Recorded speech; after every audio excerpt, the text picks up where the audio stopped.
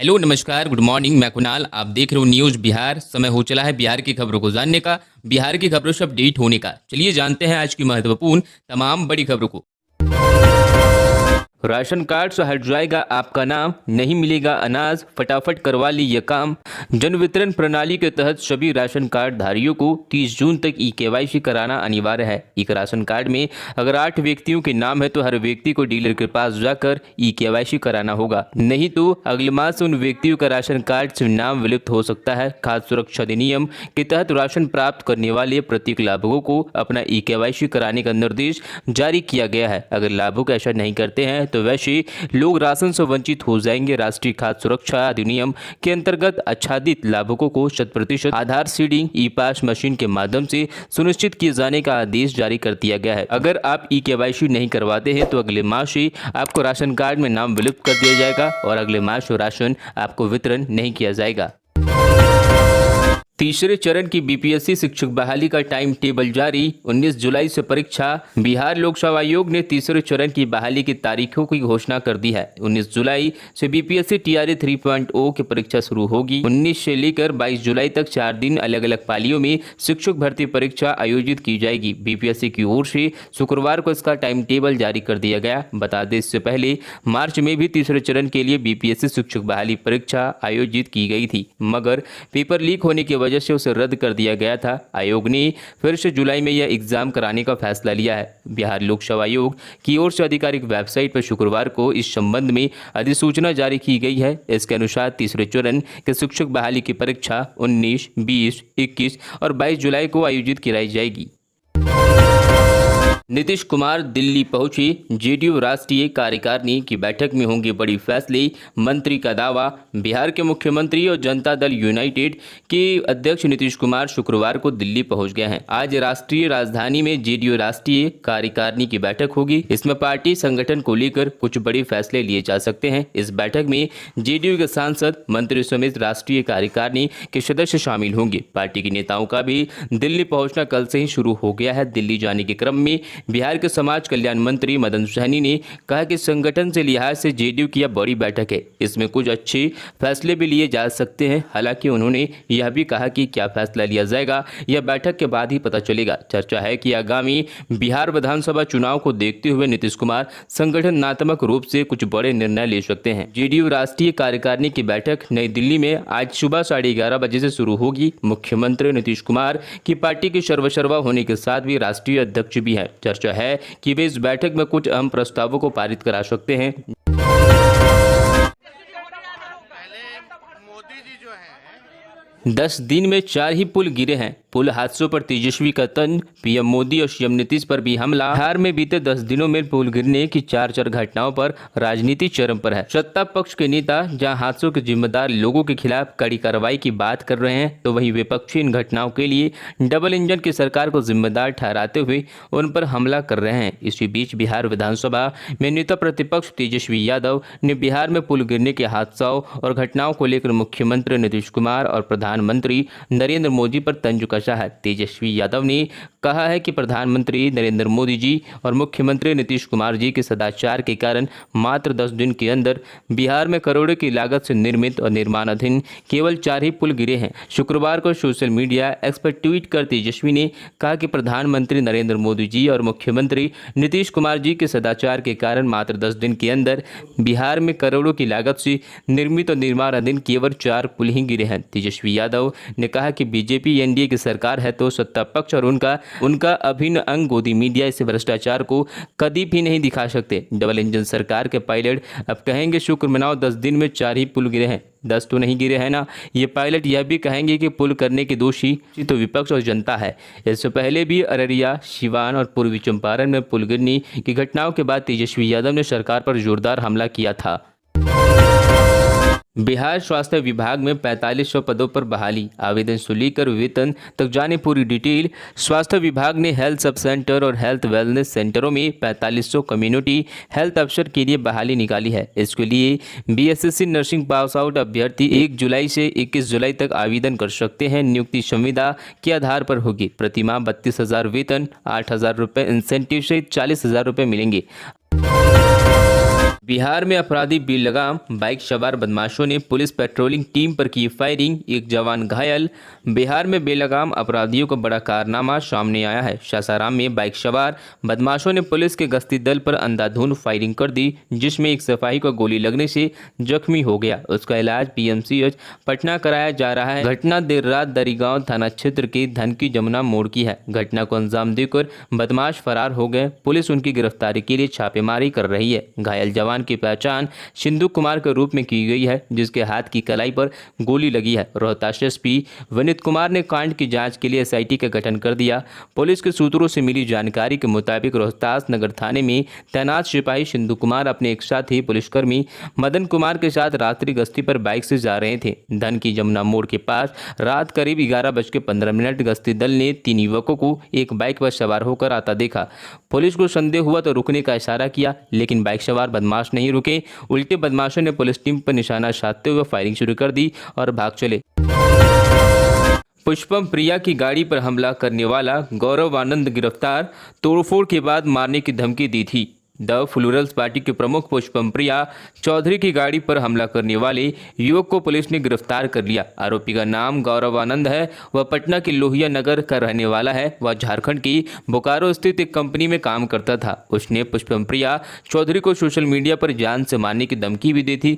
जानकारी के मुताबिक बीते 12 जून की सुबह पटना के एसकीपुरी पार्क स्थित द फ्लोरल्स पार्टी के दफ्तर के बाहर खड़ी पुष्पम प्रिया चौधरी की कार में तोड़फोड़ की गई थी। यह घटना वहां लगे सीसीटीवी फुटेज में कैद हो गई। इस मामले में एसकीपुरी थाने में केस दर्ज किया गया था। हालांकि आरोपी की पहचान नहीं होने से पुलिस उसे नहीं पकड़ पा रही थी। इस बीच एक शख्स ने सोशल मीडिया पर पुष्पम प्रिया को अपशब्द करने के साथ उन्हें जान से मारने की धमकी दी थी। पुलिस ने इस बारे में छानबीन की। इसके बाद धमकी देने वाले गौरव आनंद को उसके लोहिया नगर स्थित घर से रात को गिरफ्तार कर लिया गया। गौरव ने पूछताछ में पुलिस के सामने स्वीकार किया कि उसने ही पुष्पम प्रिया की गाड़ी में तोड़फोड़ की थी और उन्हें जान से मारने की धमकी दी थी। आरोपी को पकड़कर पुलिस ने जेल भेज दिया। गंदगी में कैसा इलाज, बिहार के 97% सरकारी अस्पताल सफाई और हाइजीन में फेल। बिहार के मुख्यमंत्री नीतीश कुमार और स्वास्थ्य मंत्री मंगल पांडे राज्य के सरकारी अस्पतालों में मुफ्त और समुचित इलाज के लिए बड़े बड़े दावे करते हैं, लेकिन सच्चाई कुछ और ही है। सफाई और हाइजीन के मामले में राज्य के सरकारी अस्पताल बुरी तरह से फेल हो गए हैं। केंद्र सरकार की कायाकल्प योजना से सूबे में सिर्फ 2.4% अस्पताल को ही 70% से अधिक अंक आए हैं। स्वास्थ्य विभाग की समीक्षा में यह बात सामने आई है। कायाकल्प योजना के तहत बिहार के 10,952 अस्पतालों का मूल्यांकन किया गया था। इनमें सिर्फ 301 अस्पतालों को 70% से अधिक अंक मिले हैं। वहीं डॉक्टर ज्ञान शंकर ने बताया कि कायाकल्प योजना में बेहतर अंक लाने के लिए सभी सीएस को निर्देशित किया गया है। कहा गया है कि अविलंब सरकारी अस्पतालों की स्थिति ठीक करे ताकि विभाग की बदनामी न हो। बिहार के इस रेलवे स्टेशन पर छात्रों के 2 गुट भिड़े, जमकर चले पत्थर, यात्रियों में मची अफरा तफरी।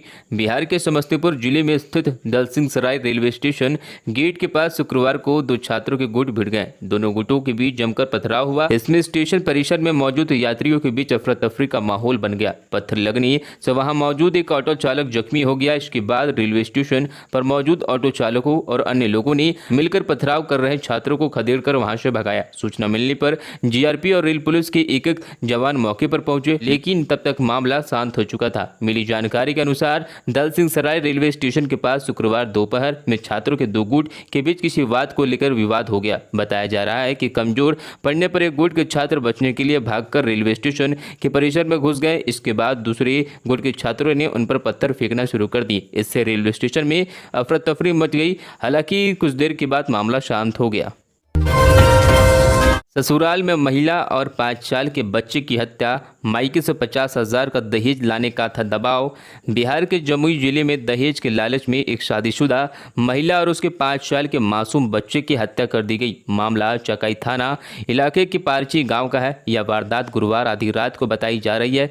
मृतकों की पहचान पारची निवासी महेश दास की पत्नी सुनीता कुमारी 25 वर्षीय और उसके 5 साल के बेटे ऋतिक राज के रूप में हुई है। बताया जा रहा है कि सोई हालात में गला दबाकर और फिर चाकू मारकर सुनीता का मर्डर हुआ। वहीं ऋतिक का गला दबाकर हत्या कर दी गई। मृतका के मायके वालों का आरोप है कि ससुराल वाले सुनीता पर छत ढलाई के लिए 50,000 रुपए दहेज में लाने का दबाव बना रहे थे। पुलिस ने मृतका के पति और सास और ससुर को गिरफ्तार कर लिया है।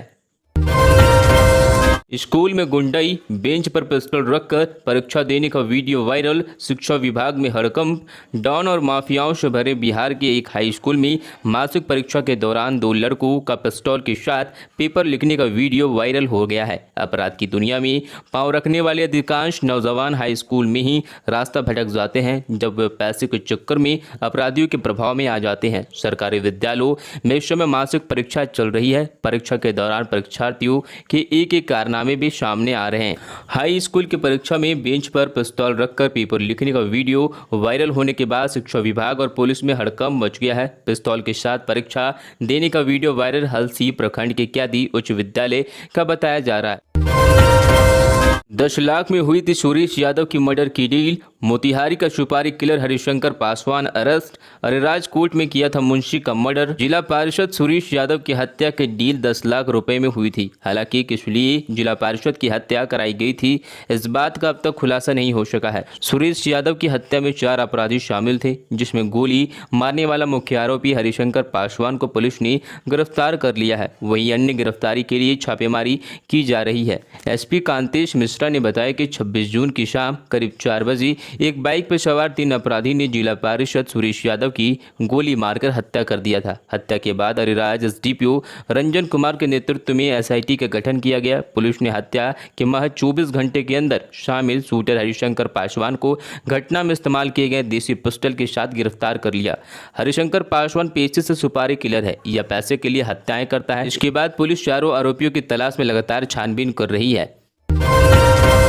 बिहार के कई जिलों में होगी झमाझम बारिश, चलेगी तेज हवाएं। बिहार में मानसून की एंट्री हो चुकी है। पटना में भी झमाझम बारिश हुई। हालांकि केवल बारिश होने के बाद शाम को उमस भरी गर्मी बढ़ गई। पटना मौसम विज्ञान केंद्र के वैज्ञानिकों का कहना है कि बहुत जल्द ही पूरे बिहार में मानसून का असर बहुत जल्द दिखने लगेगा। इस बार उम्मीद जताई जा रही है कि इस बार मानसून पूरे बिहार में जमकर बारिश होगी। मौसम विभाग के मुताबिक बिहार के जिन जिलों में मानसून पहुंच चुका है उनमें किशनगंज, पूर्णिया, भागलपुर, कटिहार, अररिया, मधेपुरा, सुपौल, मधुबनी, दरभंगा, पूर्वी चंपारण, मुजफ्फरपुर, सीतामढ़ी, शिवहर, गोपालगंज, सारण, पटना, वैशाली शामिल है। मौसम विभाग ने बताया है कि 29 और 30 जून को बक्सर, भोजपुर, रोहतास, भभुआ, औरंगाबाद और अरवल में भी बारिश के आसार हैं। वहीं 1 और 2 जुलाई को पटना, गया, जहानाबाद, नालंदा, नवादा, शेखपुरा और बेगूसराय में बारिश का पूर्वानुमान है। 3 जुलाई तक पूरे बिहार में बारिश के आसार हैं। आईएमडी ने चेतावनी जारी करते हुए बताया कि राज्य में पश्चिमी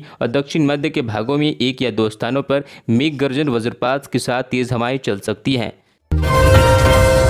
बिहार में एक और पुल की हुई क्षति। नदी में समाया निर्माणाधीन ब्रिज का गडर। बिहार के मधुबनी में निर्माणाधीन पुल का गडर गिर गया है। 2 दिन पहले ही 26 जून को पुल की ढलाई हुई थी। मध्यपुर प्रखंड के भेजा कोशी बांध चौक पर महमतिया मुख्य सड़क के बीच यह घटना हुई है। इसमें फिलहाल किसी को हाथाहाथ होने की जानकारी नहीं मिली है। शटरिंग के लिए गडर बनाया गया था और तेज पानी में बह जाने से यह घटना हुई है। आपको बता दें, लोगों ने गडर गिरने की बात को अफवाह फैलाया कि पुल गिर गया है। मधेपुर प्रखंड की भोतही बालन नदी पर 2.98 करोड़ की लागत से बन रही 4 पिलर के पुल में 2 पिलर के बीच बीम ढालने के लिए शटरिंग किया गया था। भोतही बालन नदी पर अचानक जलस्तर बढ़ जाने से गडर गिर गया। गडर गिरने के बाद जेई एग्जीक्यूटिव और विभाग के सहायक अभियंता ने घटनास्थल पर पहुंचकर निरीक्षण किया। वहीं पुल को निर्माण को लेकर पुनः आदेश दिया है और निरीक्षण किया गया है।